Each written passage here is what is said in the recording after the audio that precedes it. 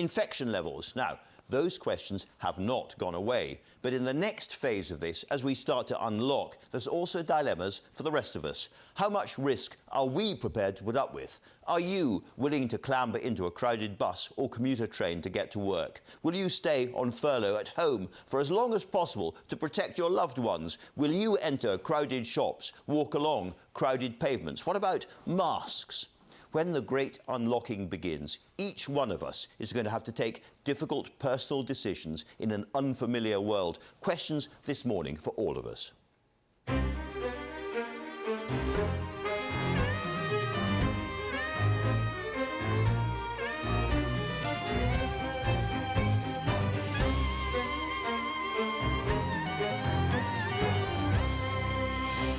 And a lot of those questions are about transport, family holidays, social distancing while travelling to work.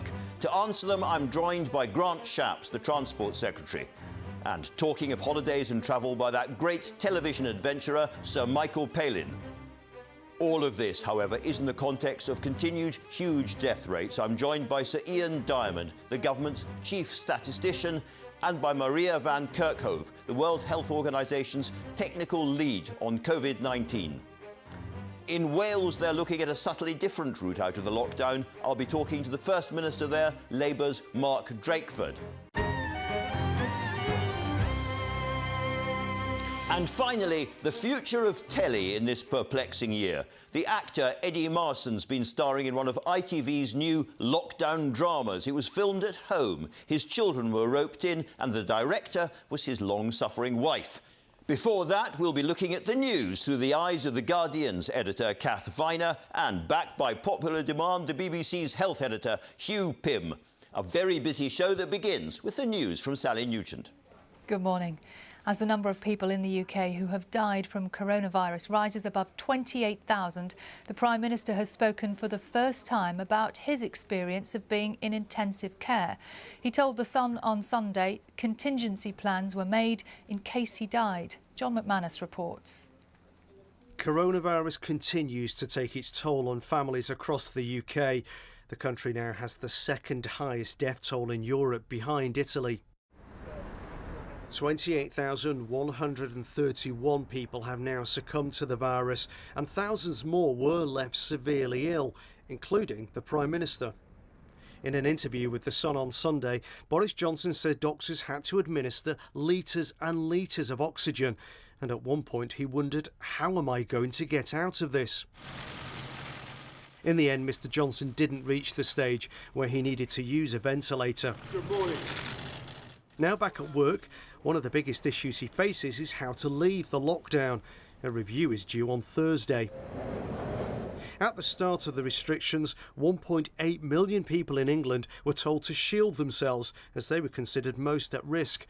At Saturday's Downing Street briefing, the government indicated that those restrictions could be reviewed as more evidence emerged.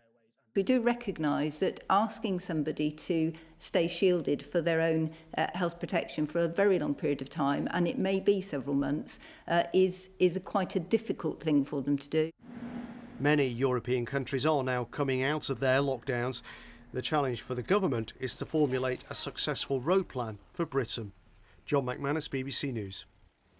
More than 2,000 coronavirus patients in England, Wales and Northern Ireland had to be treated for kidney failure as well as respiratory problems.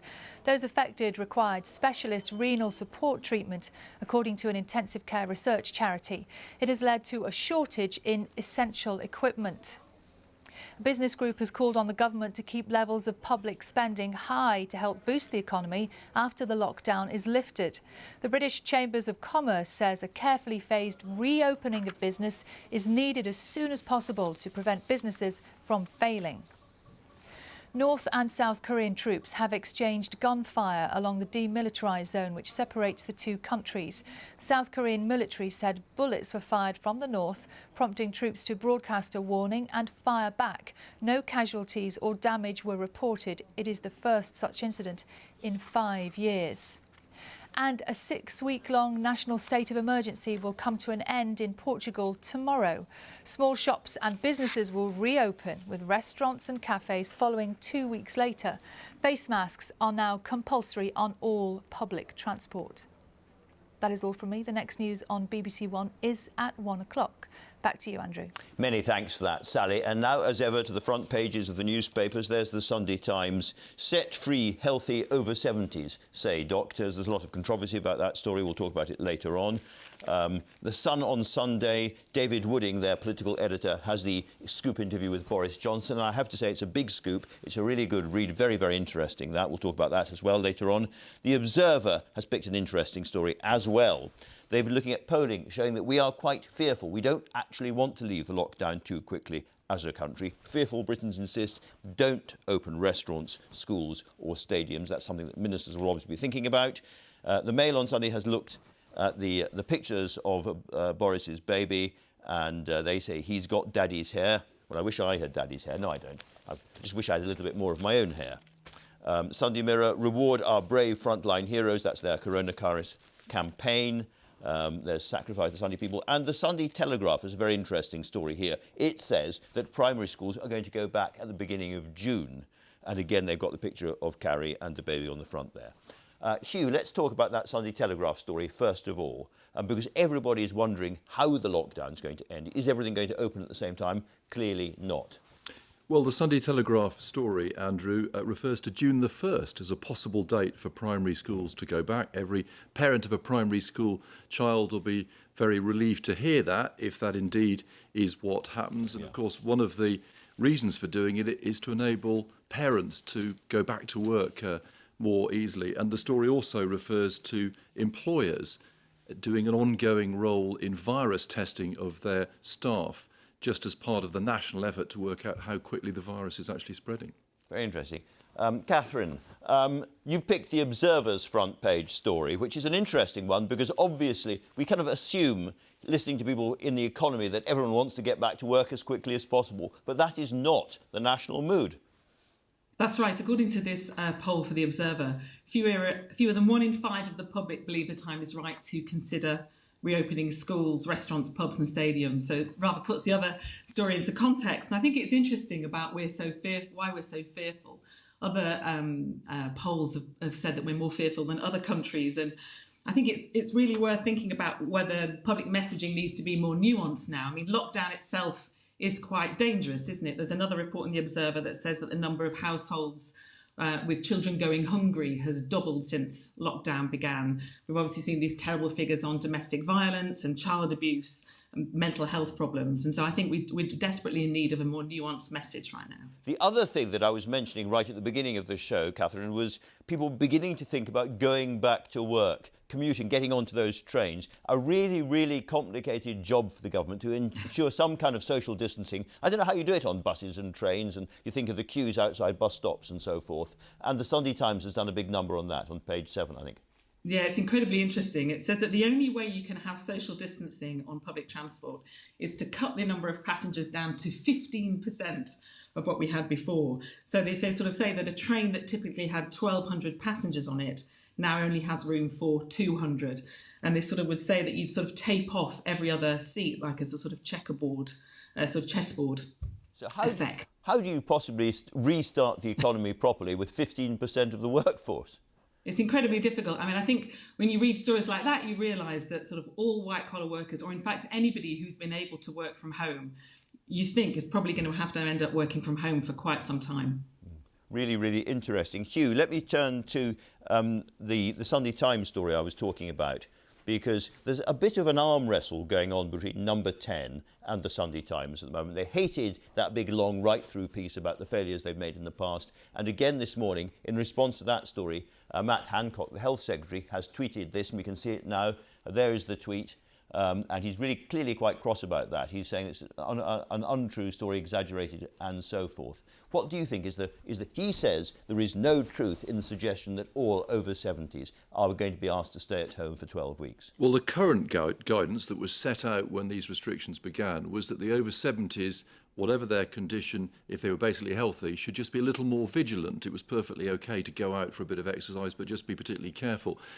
The group that were told for 12 weeks they had to stay indoors were the 1.8 million with really quite serious underlying conditions, including the over 70s. So there may be a bit of confusion over that. And I suspect that the message that over 70s, after restrictions are eased, will still have to stay at home is not something that the government wants to put out there. Whereas if you're over 70 with a health condition in one of these categories, I think probably you will be told it's better to stay at home. And of course, the Sunday Times knows that a lot of its readers over 70s are getting really quite hacked off by the idea they're going to have to stay in while everybody else gets out. Yes, I think there are many over 70 who are perfectly healthy, want to get out for their exercise like everybody else and go to the shops, and they're feeling they don't want to be told to stay at home if they're basically fit and well. Catherine, can I turn to the Sun's front page? I said at the beginning it was quite a scoop for David Wooding. He won't mind me saying so, they're a veteran political editor and correspondent. And it's an interesting read, not just in terms of the details of how close to death Boris Johnson actually got, but also his own mood, because he, at one point, becomes quite emotional in the middle of the interview. Yes, it is some very strong quotes. He says that the doctors were preparing to announce his death. He said he didn't take it seriously at the beginning, that he was in denial, which certainly seems to be true. But he also said that he never actually thought he was going to die because of his own sense of his own terrible buoyancy, which is an interesting phrase. But I have to say the line that stood out best for me was that he said they had a strategy to deal with a death of Stalin type scenario, which, you know, and considering that movie is about covering up the death of a leader and sort of terrible infighting about who should follow him. Perhaps it says something about the government's attitudes to news management. I don't know. Very good. Catherine, thanks very much indeed. Finally, Hugh, there's another story on the front page of the Telegraph. The Nightingale Hospital. We were also pleased to see it open, but it's more or less empty. Yes, the big Nightingale Hospital in London's Docklands, we're told, only has ever had about 20 or 30 patients. That's never been formally confirmed.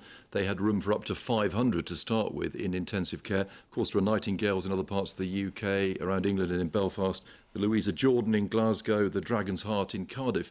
But it could be one of these stories after the event. Was too much capacity created? And this story refers to the modelling which suggested a large number of over 80s would need intensive care beds, which is now proving not to have been the case. And we can't complain about things going right, can we? Because after all, it might have been needed very, very severely indeed. And so the fact that there aren't people there is, in a sense, a piece of good news. It is, and we had all these reports from Italy about how hospitals were being overrun. So the view was, let's take every precaution, create all this intensive care capacity. I suspect the Nightingales will be kept on for COVID patients in the future, freeing up other hospital beds for other conditions, because of course there's a lot of work that was put off, that was postponed, which is now coming back on stream. It's very important for hospitals to get back to doing that for the sort of overall health of the nation. Meanwhile, Catherine, across Europe, some people are staggering, blinking out into the daylight. The Observer's been covering the opening up in Spain, where people have been under lockdown for 6 weeks, some of them. Yes, I love this picture of people being allowed out to exercise, but it's very limited. I mean, the lockdown in Spain has been pretty draconian, but you know they've released it, and adults are now allowed to exercise between 6 and 10 and 8 and 11 only. Children in the afternoon, and older people the odd hour in between. And the pictures are sort of very exuberant, people running around the streets, and there were some great videos last night of people cycling around the ring roads of the cities. But I think it's a reminder that the UK's lockdown has been much more casual than many others. I mean, Spain's so-called lifting of their lockdown is still a lot more draconian than ours is now, and there's certainly lots of people out exercising around London yesterday. Catherine Viner, thank you very much indeed for joining us this morning. Much appreciated. Hugh as well, thanks for joining us as well. And so to the weather, some really cold and very wet days down in the south, though Scotland and the north had it a bit easier. But with the arrival of May, it does seem that summer is perhaps beginning properly, or is that just me being optimistic again? Not that I'm often optimistic. Over to Susan Powell in the weather. With Susan. A very good morning to you, Andrew. Well, you know, whether we love a map and we love a statistic, here are both together. This is April 2020 across the UK. The browner the map, the drier it was. We didn't see many April showers to the north, that's for sure. Some parts of northern England got less than 20% of their average rainfall. And therefore it goes pretty much hand in hand that for some of us, it was exceptionally sunny. For the UK as a whole, the sunniest April on record. In some areas, we saw over 50% more sunshine than we may have expected typically. Today, a little bit short on the sunshine to the south. We've got this weather front feeding cloud into England and Wales, but actually this isn't where the bulk of our rainfall for today is going to come from. There's quite a lot of dry weather, I think, for the south through the remainder of the day, albeit misty and murky with a little spot of drizzle here or there. It's further north where we have the best of the sunshine to start the day that we're going to spark off some heavy thundery showers come the afternoon across Scotland, northern England, getting down into the Midlands and parts of East Anglia, and they will linger on into the early part of Monday. But come Monday afternoon, I think we're going to see things becoming much drier. To the northeast, there'll be a lot of sunshine across at the board, and for the week as a whole, aside from some rain for the southwest potentially on Tuesday, there's a lot of dry weather to come, and with more in the way of dry weather and more in the way of sunshine, temperatures look like they will be on the up. There you go. Summer arrives on Monday. Sir Ian Diamond is the UK's national statistician and the head of the Office of National Statistics. The government are waiting for his latest figures before they finalise details of the first phase of the unlocking to be announced next week. He's running a massive study with up to 300,000 people to see just how far the virus has really spread in the UK, and I spoke to him just before we came on air. I asked him to begin with what he thinks the true number of people who have died because of COVID-19 in the UK is right now. Well, I think the numbers on the podium yesterday were 28,131. And I think that's a good starting point, because I think the Public Health England has done a very good job recently to bring in care home deaths. But let's remember, those are only the deaths where there's been a positive test that has shown COVID-19.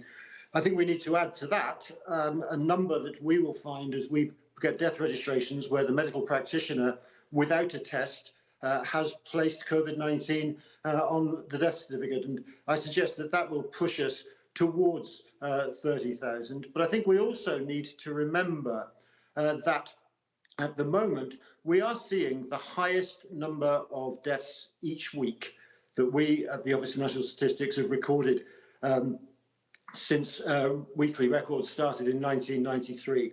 And I think just before I comment, I think it's worth saying that each one of these deaths represents a family grief, friends being really upset. And we always remember that at the Office of National Statistics. But when we see these very, very high levels of deaths, not all of them are the result of COVID-19. The last week we had records for the excess was approaching 12,000 deaths, of which I would suggest between 8,000 and 9,000 were COVID, and then the rest were what we call indirect deaths. Those could be, for example, people who would normally have gone into hospital for some reason, but the beds were not available. Just to give you an example, in my late mother's last couple of years of her life, she went into hospital and back out again a few times. Had she not been able to go in one of those times, she may well have died a little earlier than she did. And so I think it's important to recognise that there are indirect deaths as well as the COVID-related deaths. We have a piece from the Office of National Statistics that we've done jointly with the Government Actuaries Department, the Home Office and Department of Health, coming out in the next few days, which will show also a third group, which will come out over the next few years, where changes in the prioritisation of the health service, for example, reductions in cancer screening, will lead to deaths over the next few years. And the final thing I would just like to say, Andrew, is that if we have a lengthy and deep recession, then we know that that can lead to increased deaths as people are pushed into lengthy periods of unemployment. So actually, if you like, the headline numbers that I started with need to be adjusted and added to by those indirect deaths. And so looking again for a total, perhaps something like north of 30,000 is what you seem to be implying.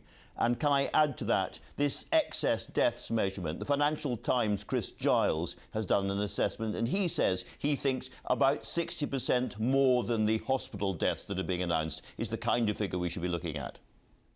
Well, Chris Giles is a very good statistical journalist. I'm not going to go to 60%, but because I think one is projecting there, and it's very, very difficult to do that. But absolutely, certainly, the indirect deaths that come on top of the actual COVID-19 deaths are not insignificant. It sounds to me as if, for what you're saying, that we may be heading indeed for the worst death toll in Europe at the moment. I wouldn't say that at all.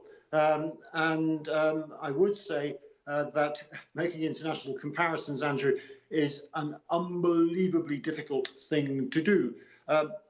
We in this country have, in my opinion, and let me be clear, I would say this, wouldn't I?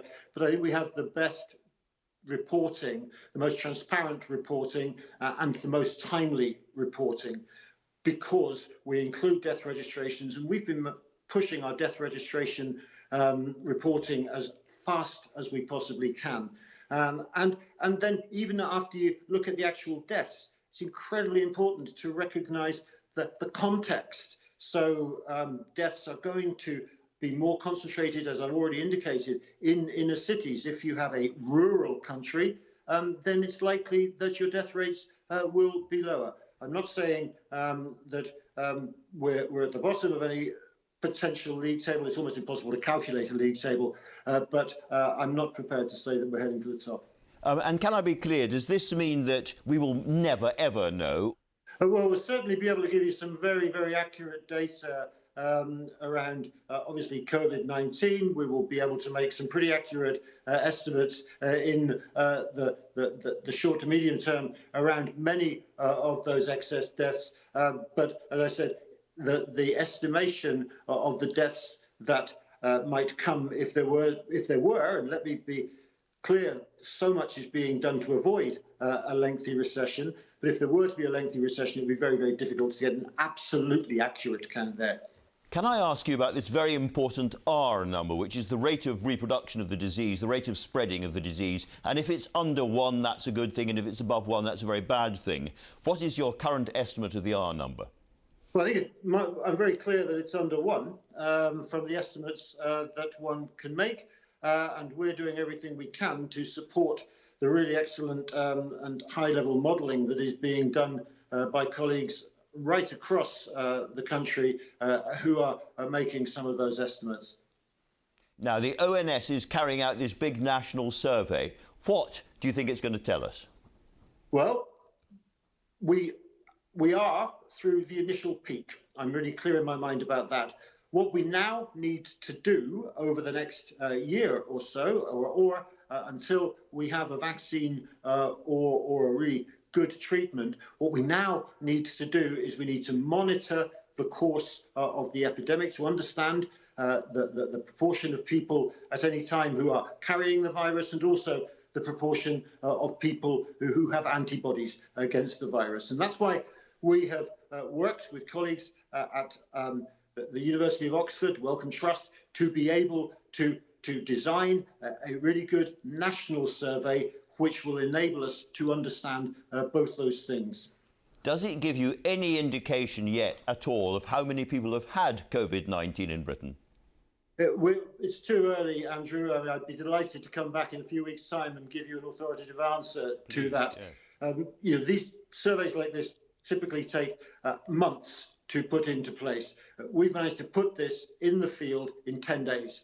And we are just starting to get some initial results, but it's too early to be able to give you an estimate of R or indeed an estimate of prevalence. Now, you said the peak we've passed in the country. I don't know whether you've got any indication of when we passed the peak, but I wonder why you think care homes are still such a problem. Well, I think care homes represent a real challenge. And of course, some of the reasons for that is we know that here are a group of people, often with comorbidities, often very old. So we have been working hard with our colleagues in Public Health England to design some studies properly to look at that. And I'm hoping that we'll be going into the field in the next very short while with that. This week, the ONS published data on the larger proportion of poorer people who have dying of COVID-19. And I wonder what your thoughts are. There are lots and lots of reasons why this might be happening, but what are your indications as to why? Is it to do with kind of density of population or obesity or comorbidities or what? Well, I'd certainly say it's likely to be with to do with density of population. It is likely also to be with comorbidities. Also, people in poorer areas are probably going to be in jobs which make them less likely to be able to work from home. So they may be more exposed. And of course, we always know that inner cities are the most risky places. So, but I have to say, having said that, these numbers are stark. But we have known for a very, very long time that ill health and mortality has a gradient towards the poorest and most disadvantaged members of our society. And it is sad that that is shown clearly also with regard to COVID-19.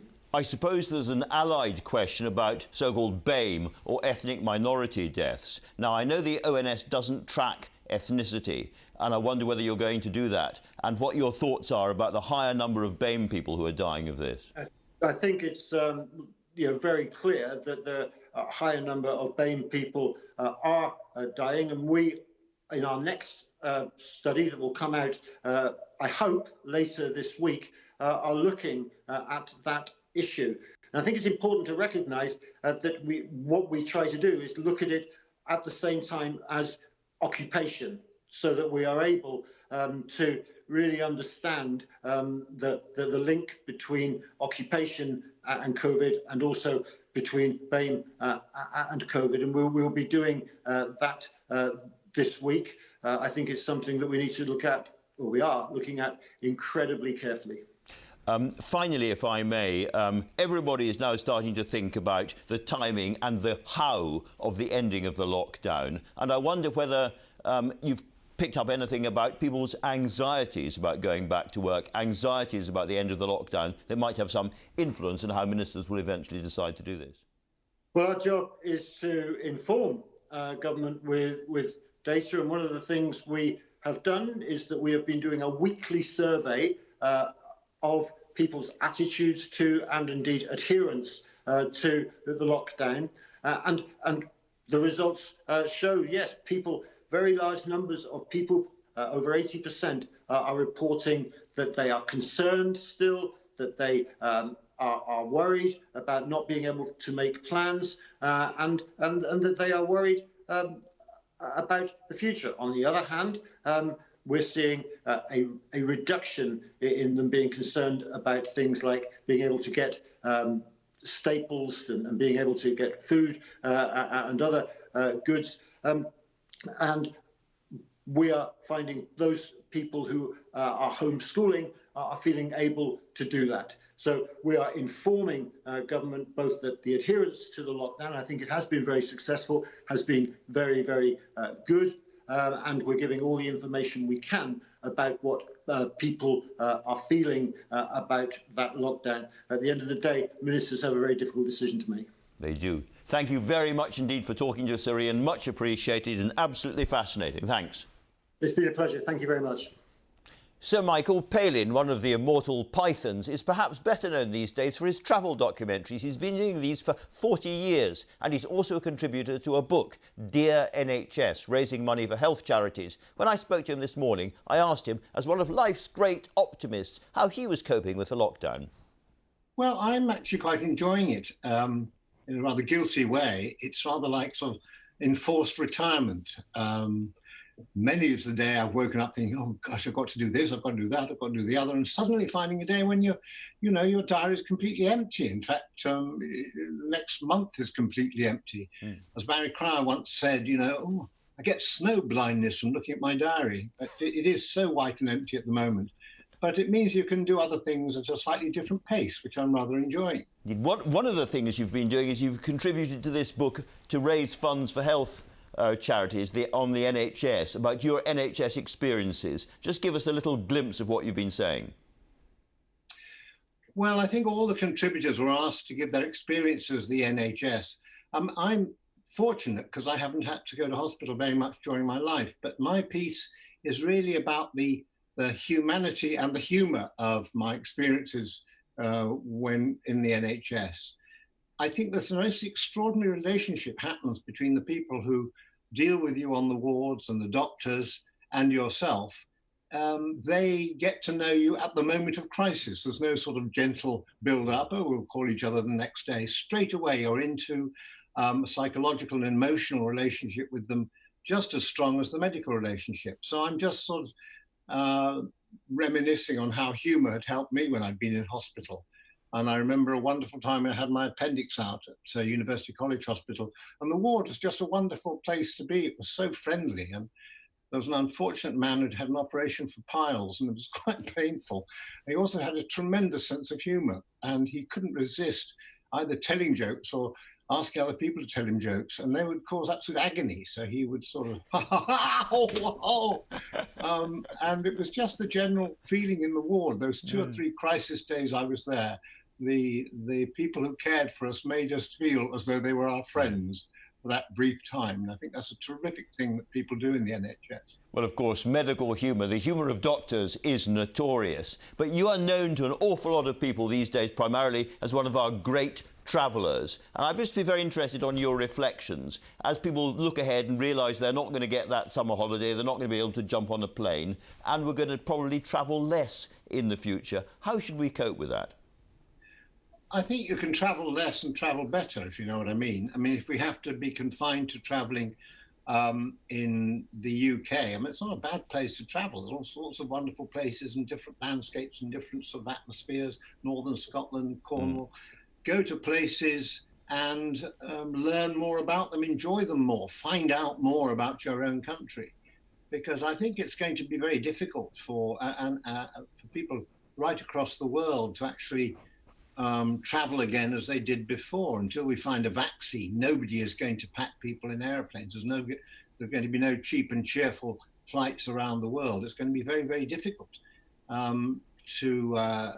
to see the rest of the world. So I think narrow your horizons is not necessarily a bad thing. Look more carefully, look more thoroughly. Learn to enjoy your own country. I would say that's it. Traveling is not necessarily exotic. It can be local, but it can still be as interesting and inspirational, I think. Michael, you're in your 70s. If the government decided to ask all over 70s, to stay in for another 12 weeks, would you regard that as a bit unfair? I would, yes. I think it's difficult call every time, but you've got to be more selective here, because there are a great number of people in their 70s who are very active, very thoughtful, have got lots of ideas, can contribute to recovery. And I think that to treat them all as people who have to be sort of kept out of sight is going to be very difficult and very wrong and very unfair on a lot of people who want to help and are active and can contribute an awful lot to the growing economy. So, I think you've got to be careful. And of course, there are people even in their 80s who remain very active, which is lucky for you, because I gather you had a bad fire in your kitchen. You were rescued by your 80-something-year-old neighbour. Well, I have to tell you, actually, this was all a complete piece of fake news. I wrote a comic article in a magazine called The Idler about taking it easy after a heart operation. And everything was fabricated apart from the heart operation. But someone picked up the story, and at one point it was a chapter accidents rather in the 3 men in a boat style, and one of which was I was doing deep breathing exercises to calm down, blew a piece of paper onto the gas ring, it ignited a Sainsbury's bill. I tried to put it out with a towel, the towel caught fire, and I was rescued by an 86-year-old neighbour who just had a sextuple heart bypass a week before, and I was dragged to safety, and someone took this seriously. Michael Palin, Michael Palin, I'm horrified and chagrined to realise that Michael Palin is the source of fake news circulating around the internet. Thank you very, very much indeed for joining us nonetheless. The inimitable Michael Palin. Now, last week we heard from the First Minister of Scotland, Nicola Sturgeon, about her strategy to exit the lockdown. The Welsh Government says it would like to leave lockdown at the same time as England, but it's been, quote, a bit of a struggle to get agreement, and it's now preparing its own possible measures. Labour's Mark Drakeford, the First Minister of Wales, joins me now. Mr Drakeford, welcome. Can I ask you about those separate Welsh measures? What is Wales going to do potentially that England won't? Well, let me begin by just repeating what you said. that my strong preference is that we agree a common set of measures right across the United Kingdom and we adopt a common timetable. So just as we went into lockdown on the same day and on the same terms, we'll come out of it in the same way. But we are preparing, of course, in Wales to make sure that when the time comes that it's right to reopen our schools, we have a way of doing it. As we begin to increase the routine activity that the health service can carry out, we've got a plan for that. We reopen workplaces carefully with the cooperation of our trade union colleagues. I want to do it on a UK basis, and I still think that that's what we can achieve. You mentioned schools there as something that the Welsh Government will announce itself. Can you give us any indication, therefore, as to your thinking about when schools in Wales can start to reopen? Well, our advice from the trades unions and from the local education authorities is that it will need 3 weeks as a minimum from the point that we decide to do that to when schools can reopen. So we are talking about the beginning of June there. And we are thinking about ways in which we can bring young people with special educational needs back into education. We're thinking about particular year groups, Year 6 children in primary schools, children going up to secondary school this September. We know that that's a rite of passage. You do it with your classmates, and yet you won't have seen those friends for some weeks now. So could we bring those children back to school earlier than others? We've a bilingual education system here in Wales. Children who are learning through the medium of Welsh and who may not have Welsh spoken at home. Do we need to get those children back into education sooner? Those are the sort of things that we are working on at the moment. And what is your thinking about social distancing? Because talking to people who are working in schools right now is going to be verging on the impossible to persuade, ebullient children to socially distance in a classroom. Are you going to limit the number of kids coming into schools at different times or different days, or ration schooling in some other way? Well, you certainly can't have schools reopen as they did before and sustain social distancing. And you need social distancing for public health reasons, but you also need it in order to persuade parents and teachers that you are asking young people to come back into an environment that is safe for them. And that's the other big piece of work we are doing at the moment. You can open anything you like, but if people don't think it's safe to go there, then they'll vote with their feet. And there's a huge amount of work for us to do to make sure that as we begin to open up parts of the economy and society again, we've a new set of rules in place that demonstrates to the population that we've thought carefully about it, that we're doing these things in a way that meets the circumstances we are now in, and that it is safe for them to go back to school, to go back to work, to go back to the library, whatever it may be. If we can't demonstrate to people we've put that thinking in advance, can organise those things in a way that gives you confidence about them, we won't succeed in what we're trying to achieve. Ultimately, these kids need to go back to school. The schools are of a certain size. Are we not going to have to simply expand the number of classrooms, expand the size of schools in a hurry in order to get British children, Welsh children, English children, Scottish children educated? Well, I think of this in a phased way.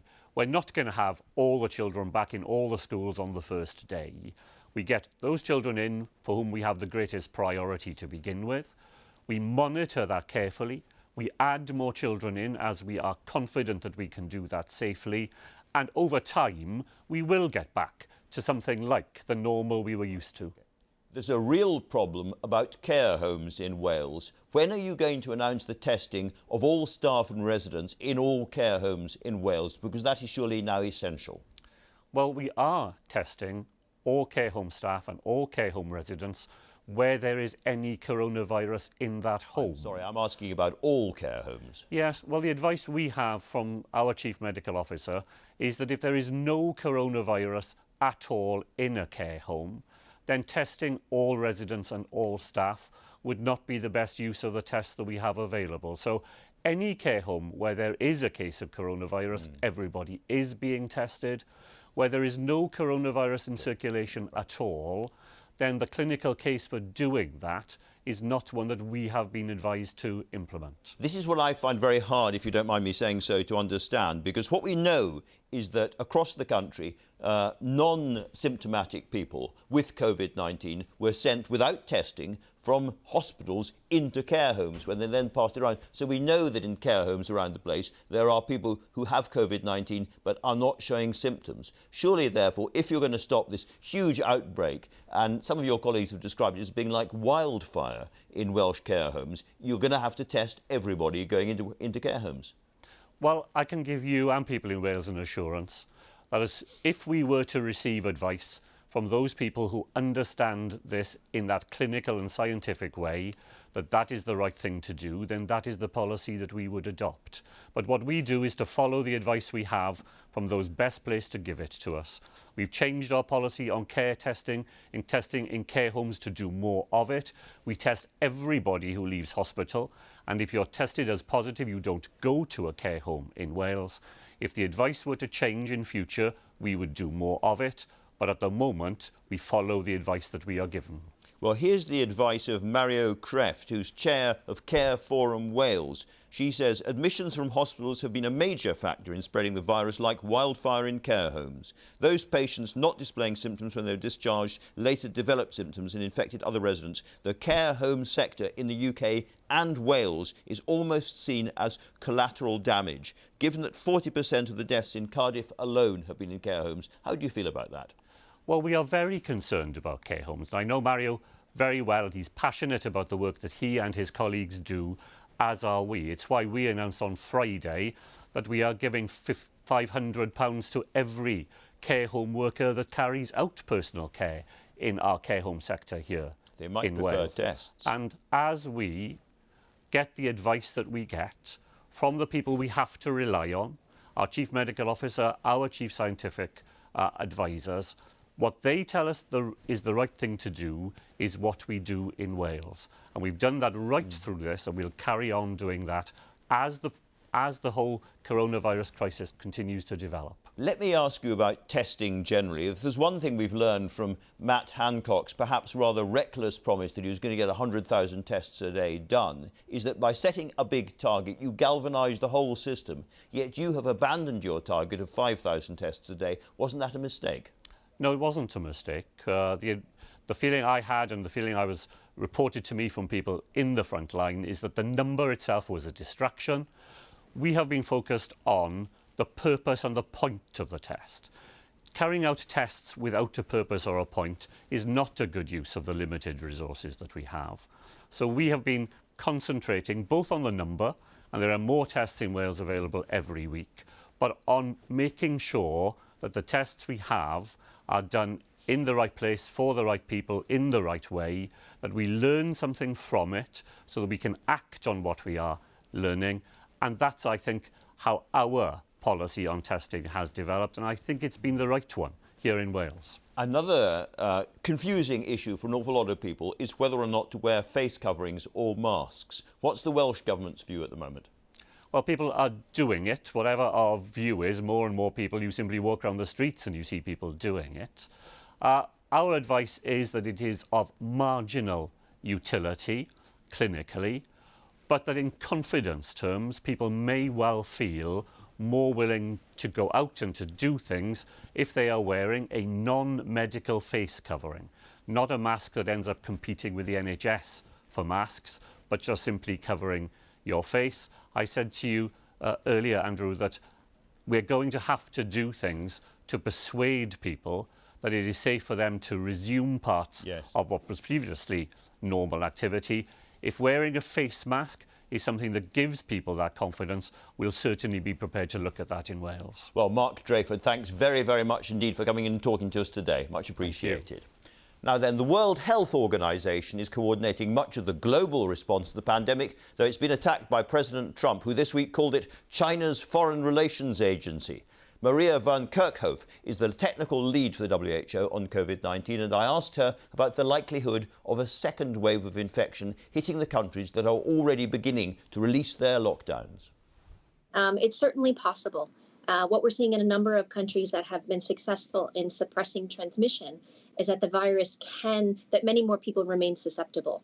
And what we're seeing in countries like Singapore, where they've seen almost like a second wave, essentially what it is actually outbreaks that are happening in expat dormitories. And so the virus has found a place where it can take hold and it can resurge again. So all countries must remain on alert for the possibility of additional transmission, even if they have been successful in suppressing transmission the first round. Now, one question a lot of people have been asking themselves is to what extent masks are going to be useful in the process of unlocking. So masks are very helpful in a number of situations, first and foremost for our healthcare workers. So that's the priority, and I think everybody agrees with that.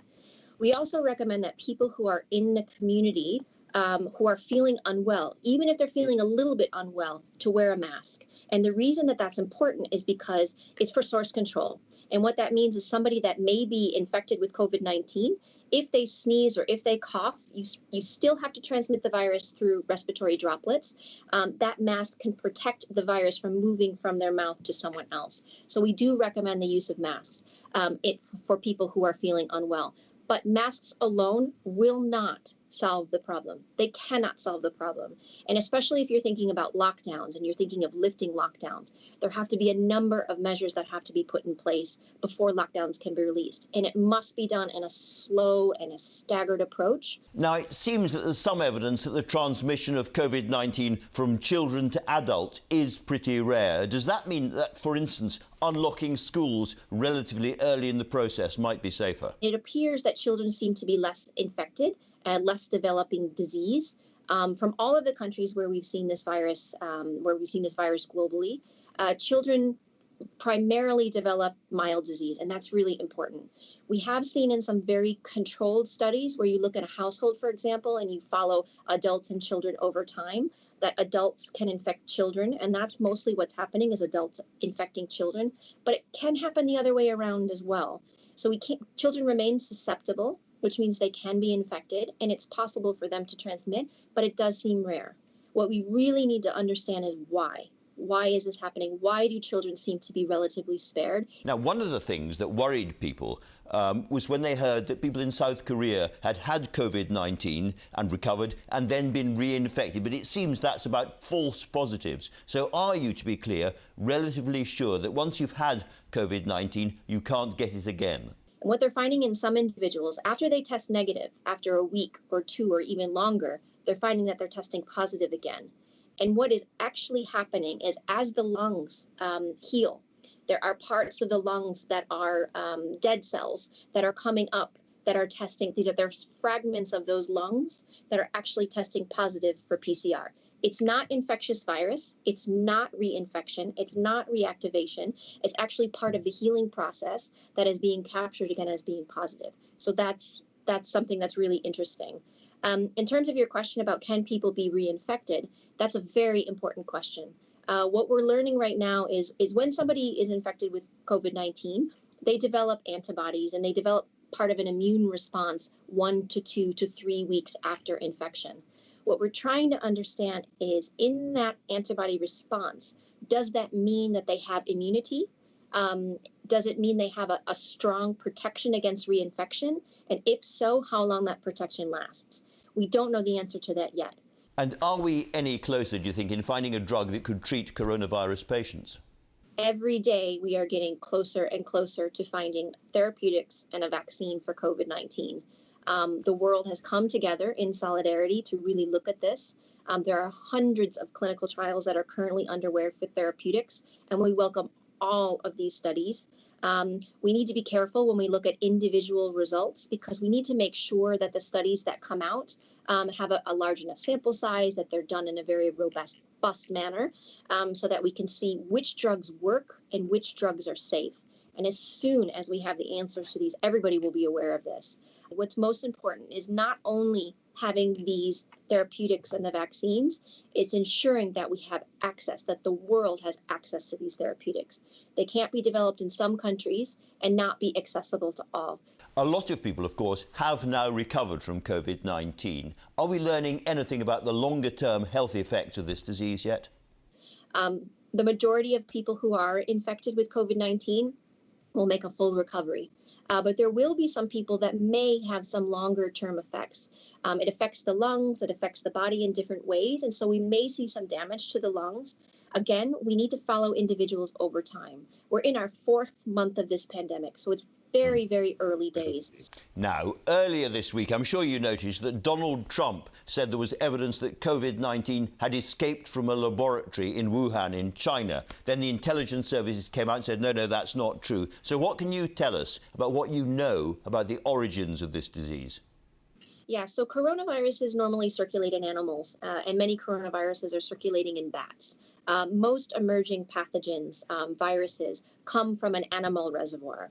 Everything that we have seen about the novel coronavirus, this COVID-19 or SARS-CoV-2, of the tens of thousands of sequences that are available, full genome sequences and partial sequences, compared to other coronavirus sequences that are available, this is of a natural origin.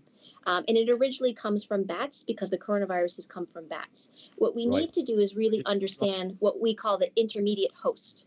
What is the animal that was infected from bats that potentially infected humans? It's important that we know this because from a public health point of view, it's very important that we find the animal host so that we prevent this, we call spillover, from an animal, transmission from an animal to a human. We prevent that spillover from happening again. And so what's your own feeling, your reaction when you hear your President Donald Trump saying that the WHO is a public relations organisation for China? I can tell you that our teams have been working even before this virus was even identified on MERS, and now when this one came out, knowing that it's a novel coronavirus, to do everything that we can to inform our member states and all people all over the world about what this virus is. Now, I know that you yourself have worked on Ebola and avian flus and other similar viruses. And we read that there are many more such viruses which could jump from animals to humans and infect us in the future.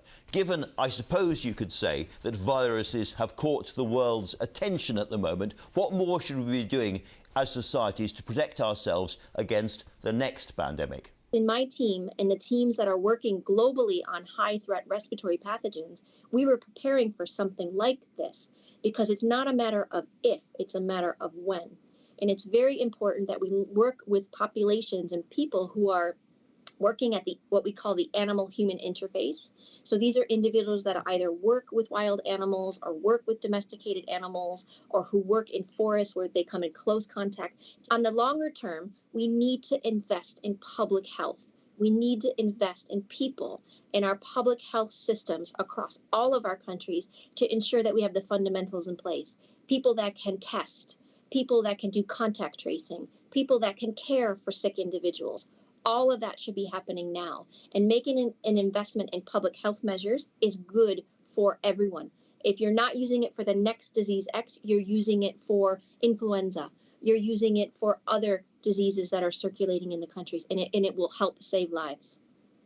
Dr. Van Kerkhove, thanks very much indeed for talking to us. Fascinating. Thank you. Thank you so much. The WHO absolutely clear that COVID-19 did not escape from a laboratory. Now then, lockdown can be challenging on many fronts, whether you're isolating on your own or with family, but it can throw up creative ways of adapting to our new normal as well. The actor Eddie Marson and his wife Janine were coming to terms with the pressure of homeschooling their 4 children under one roof when Eddie's agent rang to say he'd been offered a job on location. The location, however, would be the Marson family home. Eddie got sent a script by ITV, and Janine, who had never directed before, got behind the camera. She filmed Eddie and 2 of their children as part of a groundbreaking new series of lockdown stories. And I spoke to them a little earlier. I began by asking Eddie, after being directed by Martin Scorsese, Mike Leigh, Steven Spielberg and Guy Ritchie, if Janine was the best. She was fantastic. She really took it on.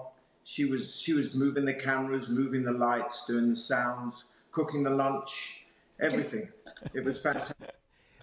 He has to say that, Janine. I'm sure he has to say that. Nonetheless, you hadn't used a camera in action before. You had to be taught all of this, I think, online. So how big was the learning experience for you?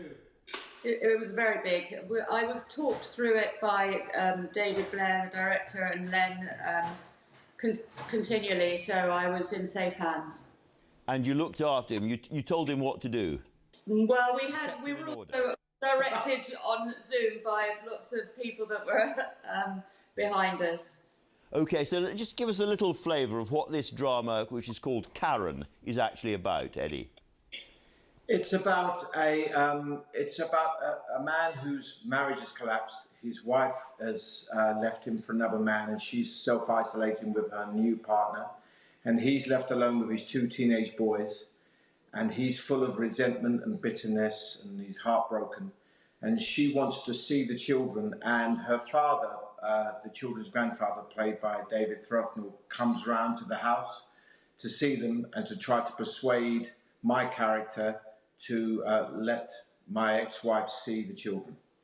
So it's basically about, the whole premise is to tell stories about what's happening in everyday people's lives, but within the context of isolation and the difficulties that brings.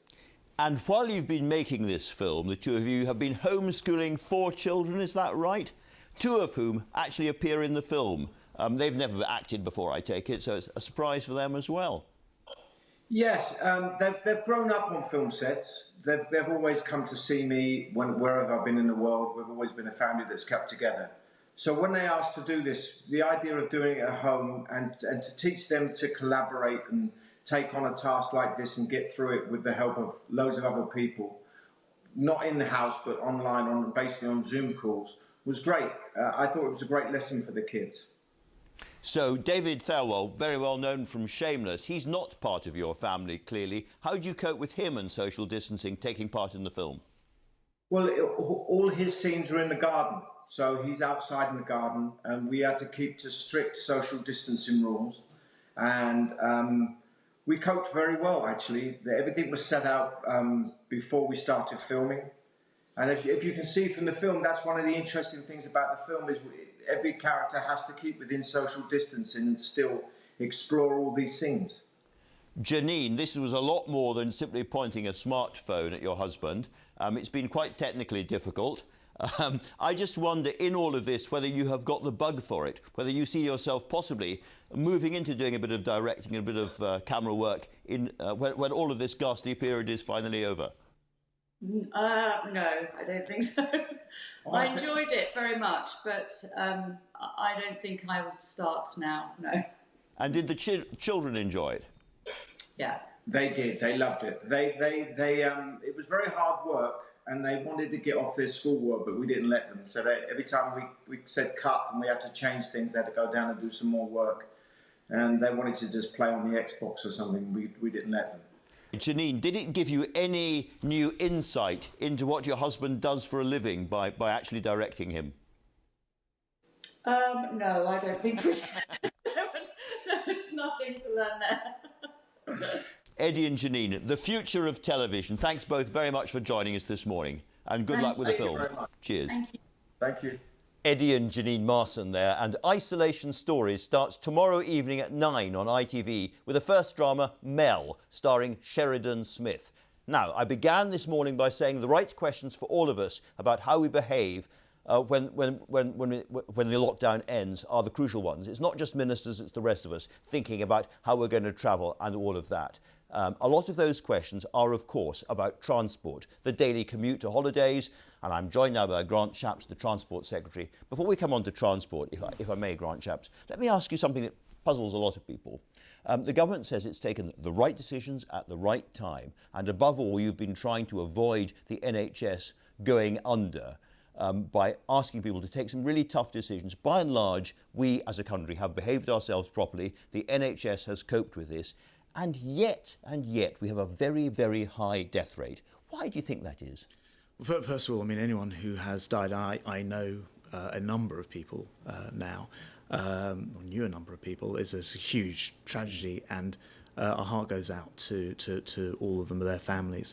I thought actually your interview with Sir Diamond, the statistician, was very interesting, as he cautioned against making these international comparisons for all the reasons that he was explaining. And I'm not making an international no, comparison. No, sure. I'm just saying it's a very you asked me the same raw question big number. as you ask him, and I take my lead from people like statisticians like Sir Diamond. There's very interesting, for those who want to sort of look into this more, article I read in The Guardian, I think it was on Thursday, by Professor David Spiegel-Halter, who goes in detail to the reasons, but it was, he says, indeed a factor of having to look at the excess mortalities over a period of time rather than what's happening in the instant, because there may be an awful lot of other demographics and so on and so forth involved. I'm still sort of confused as to why we've had such a high death rate. That's really the question, isn't it? Yeah, it is. But I mean, I'm not to be evasive at all, as the scientists are saying, and indeed, Sir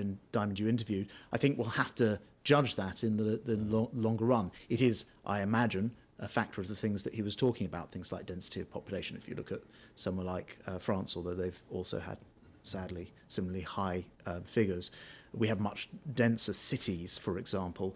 It may also be a product of, we have excellent statisticians, the Office of National Statistics, for example, counting perhaps in a way that other countries don't. So I think it is the case, I think I'm right in saying it's the case that outside of a hospital, if you are tested and are positive for COVID, even if that's not the reason of death, that would be counted. But not in some other countries. Not in some other countries. One of the things that people have talked about a lot, we've talked about on the programme a lot, is what is going on in care homes at the moment, because it does seem that people were transferred from hospitals into care homes to release pressure on hospitals, but without being tested first. So they were, in effect, carrying the COVID-19 into places where there were lots and lots of vulnerable people.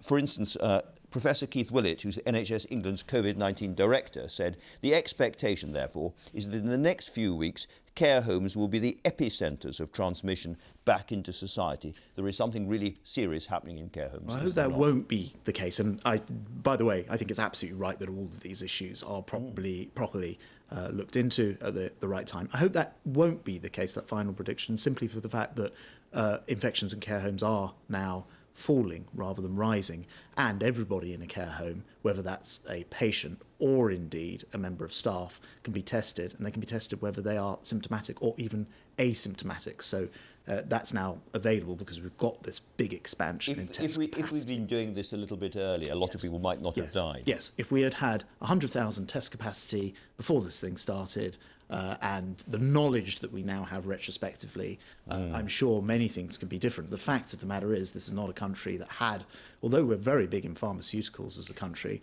we're not a country that had very large test capacity as been. But we should have done, unlike Germany. Germany has, we should have done that. Germany happened to have an industrial base in test capacity. We happen to have, in pharmaceuticals, an industrial base through the likes of AstraZeneca and GSK in pharma products.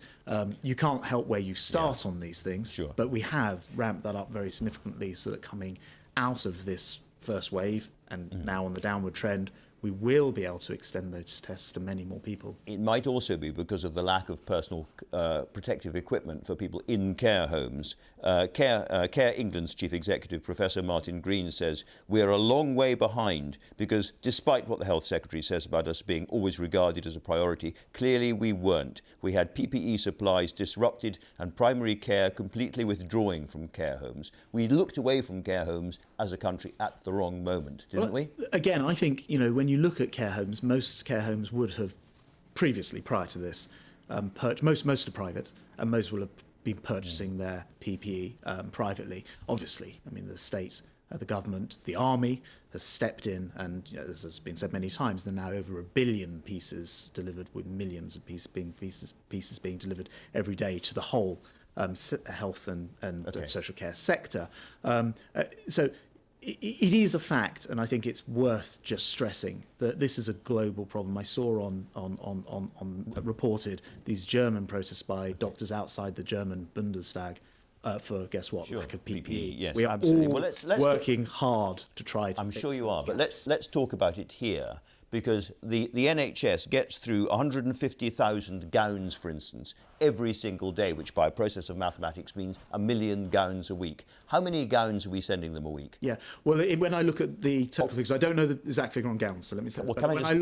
When I look at the exact figures per day, it's not unusual that we are delivering 12 to 15 million items a day, many of which are gowns. Items are all sorts of things, but I'm just sticking with gowns. Is it possible, I know there's a press conference later on today, to get that figure, because it's a very important way of measuring how the government is doing. Oh yes, I mean these numbers are available every single day for So you can get the gowns figure later on. At the 5 o'clock or 4 o'clock, whatever time the press conference is this afternoon, I know that when I've done the number 10 press conference. I have all of that data. It's collected every day. We're being completely open with it. And as I say, millions of pieces of PPE are being delivered every single day. And the army and the whole infrastructure of government and many volunteers are helping with this. Before this all started, not one single gown was being stockpiled by this country. That was a bad mistake, wasn't it?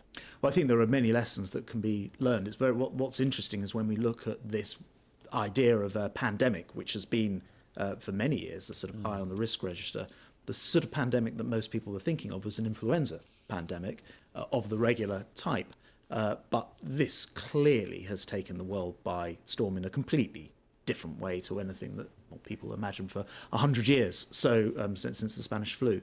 So again, let's have full and proper look at all of these things. We've talked endlessly about testing, but testing doesn't really mean anything unless you then track and trace people. So the government has said that you are going to recruit and train 18,000 people to track and trace. How many have we recruited so far? I don't have a number for the number so far, but what I can tell you is we will have 18,000 by the time this is released. I mean, what I don't want to do, what I was going to say, Andrew, I'm not going to get into a race about it. Yeah, what I don't want to do is get into another 100,000 tests being done. But saw we did it in the end. We'll do it with 18,000 people being trained. It's not a complicated thing to train for. It doesn't take a very long time to do. The important thing is that the app, which is going into testing this week, into live testing this week, that is rolled out and that people download it, and that will help with a lot of the automation, the tracking of who's got it. The more important thing, perhaps, is 18,000 anything like enough? Because a lot of people who specialise in this area say it's a drop in the ocean. It's much, much more. You're going to 100,000 people we're going to need. Yeah. Are you going to carry on recruiting people beyond the 18,000 so we have enough to track and trace everybody? So the 18,000 is the initial plan, and the reason why we think that might be the right number, though it's actually, as I say, relatively straightforward to recruit and train people in this particular activity, apart from the 3,000 medically trained people who are already involved in this, is the software. And this app, which I just want to go back to, we will be asking the whole country, where possible, to download this mobile phone app, which will help automatically to remove the need for individuals to be involved, because that will say, if you and I have it and we are within Bluetooth range of each other, and I'm later tested and I'm positive, it will alert you. So that removes the need to have a person in between there. So and you're absolutely sure we're going to have enough tracker and tracer people trained up in time for this? Just as we've done. In terms of the 18,000, absolutely. As I say, it's not a ridiculous ask at all. And one thing I'd say is, you see the way that this country and the population has come forward to volunteer and be involved in the national effort. The 750,000 people who volunteered in the first place. It is incredible. So there is clearly a pool of people who'd be very happy to help in any way that they can. But the 18,000 specifically, absolutely, we'll have them ready when the app is ready. It just seems to a lot of people as if we were not well prepared for this. You talked about gowns and the flu pandemic, flu possibilities, but the government's own advisors said we should be stockpiling gowns, and the government decided not to. And that does, again, I seem to be a pretty serious mistake. Well, look, I disagree by comparison to what anybody thought was in the realms of likely possibility. Well, lots of people were talking about this kind of pandemic in the past. The scientists have been for a long time. The government advice, and I've been in government over a period of time, and the one thing I know is that we are a very scientifically led administration, particularly this one. And if the scientists say you should be doing this, as we've seen throughout this pandemic and our response to it, that is the response that we take. But it's you not say, always, I'm sorry to jump in. It's not always quite as clear cut as you're suggesting, because what people would have been preparing for is the flu, not for COVID-19. All I'm asking you, ministers always say we follow the scientific advice, but in this case, the advice was stockpile gowns, and ministers decided not to. Why not? I don't know where you're getting that specific detail from, but I'm not aware of that particular advice. I never saw it myself. But and there certainly were stockpiles of certain materials. But, again, let's be completely open, completely transparent with it, and let's see what lessons the country learns for the future, even if these are a 1 in 100 year occurrences. Let's move to your own area, transport. Are we going to quarantine people for 14 days or whatever when they come into this country? Well, I do think that up until now, of course, the numbers coming in are very small and largely Brits returning, British nationals who were abroad, about 3 million people ordinarily in March would travel on holiday and elsewhere. So there were a lot of people to get back to the country, and then of course they joined the lockdown. I think it is important. Are we going to do it or Yeah, not? I was going to say, I think it's important, as we're seeing the numbers decrease and the R rate, we hope, decrease, and we'll have more advice on that later in the week, that we do ensure that the sacrifices, in a sense, social distancing, that we're asking the British people to make are matched by anybody who comes to this country. So I am actively looking at these issues right now, so that when we have infection rates within the country under control, we're not importing. So this is a difficult call for you, because I know the airline industry is very worried about 14-day quarantine. On the other hand, the French have done it. And at the beginning of all of this, right at the start of the epidemic, 100 other countries introduced quarantines or other measures, but Britain did not. Why not? Well, for a start, we have millions of people who are abroad and needed to return home. Secondly, it's not quite as clear-cut as your question suggests. America, for example, banned flights from Britain and Europe and have experienced many deaths. So it's not actually a clear, that wasn't a clear point at which it may have been an advantage. And the scientific advice, and to answer your question directly, the medical and scientific advice at the time was that's not going to make a sufficient difference. However, the scientific and medical advice coming out of it, when you've got the infection rate under control domestically, may well be very different, and that is why this is a serious point under consideration. I just don't understand this with respect, which is, how can it be, if people have got COVID-19 and are travelling around the world, including into Britain, it was wrong not to stop them, do temperature checks, health checks, possibly even quarantining people to prevent this coming in. People, it's a common sense point. If people have got it and they're coming to Britain, why are we not stopping them and quarantining So it's actually a question I directly asked the Chief Medical Officer right at the beginning of this, when indeed before the lockdown we were still meeting in person. And the answer was quite simply, when they looked at the science, what they found is, although you might, by having a complete lockdown of the borders, whilst you might delay it for 3, 4, 5 days, it would still find its way in, and you'd be in exactly the same problem, and created a new problem, which is... It would have given us 5 days. No, it would have prevented a lot of Brits from being able to return home and be with their families. That's actually what it would have done. All right, let's turn to trains. Another very, very difficult problem is, if you're going to enforce social distancing by 2 metres or whatever in trains, then we heard earlier on, you're going to have to cut the number of people in a train to something like 12% of the norm, which means the vast majority of commuters around the country will not be able to get to work by train. How are you thinking about doing this? How are you going to organise it? Yeah, you're absolutely right about the scale of the problem here. Of course, about 95% of commuters aren't travelling at all now, because we've only got key workers. The first thing is, obviously, we'll expand the number of trains and buses running. The second thing to say is active travel, I think, is a very important part of this, by which I mean cycling, walking, and so on. And so we've seen a massive expansion. But if you're 30 miles away from work, you can't walk there. So will you, for instance, be distancing people who are queuing at bus stops, or distancing people queuing outside train stations and on platforms, and then limiting the number of people who can get onto a train, possibly by forward booking? So I'm looking at working with the train companies, unions and the rest of them, all of the above, and there are a series of different things that we can do, including, for example, staggering work times, working with business and organisations to do that. But I just want to make the point about bikes. You're right, not everyone will be able to cycle. I totally accept that. There's been a massive increase. I've been looking at the figures. Hundreds of % more people using an existing scheme where you can go to your employer and ask for a bike through that, which you pay back through the loan and effectively before you pay tax. Now, that's a very popular scheme, and I think active transport, mobility. Let me ask you about, do a lot more of. One other area where you certainly can't cycle, which is flying abroad on the family holiday. You've said you're not going to book a holiday this year. Do you think, in practical terms, this world in which most people felt they had some kind of right to get on a plane and go abroad for their holiday is coming to an end? Yes, I haven't said I wouldn't book a holiday this year, only that I wouldn't book one yet, and I can't, in fact, because, of course, domestically, we can't travel around, and internationally, the Foreign Commonwealth Office has said we shouldn't be travelling, and indeed, most countries won't allow you to fly in. So that's just a fact of life at the moment. It's clearly going to take some time, and particularly for aviation, of all industries, to come out of this. We'll support and help where we can, but I do think we have to be realistic about what the shape of that will look like. Grant Shapps, thanks very much indeed for talking to us today. That's all from me. Thanks for watching, and thanks to all my guests. More politics straight after this on BBC One, but until next week, from me, goodbye.